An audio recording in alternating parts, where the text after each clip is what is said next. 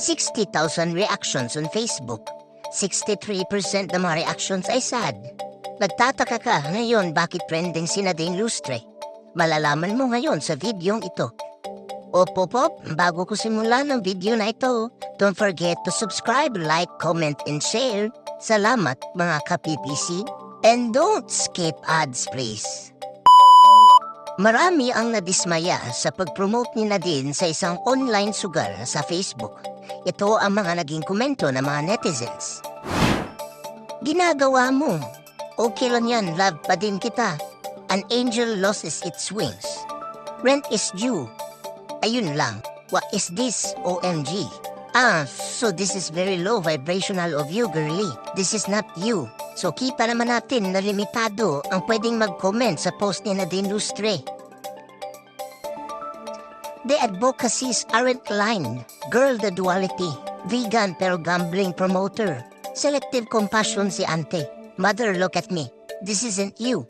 Not aesthetic. Madam, this is not you. The bills can't be that bad. Please, Lan, if you wanted to be a good role model, artist that inspires people, stop endorsing gambling here in the Philippines. You don't know what negative effects would impact in our society. Nadine, this is not you. This is not on brand for you, Nads. Hindi po to aesthetic. OMY. This is not it. Mas gusto niyang magsugal tayo kaysa kumain ng karne? What a downgrade. Ubos savings kaya sa promotion ng sugal na lang nakapit, hay sayang. This is not aesthetic na din. Grabe ka na 2024.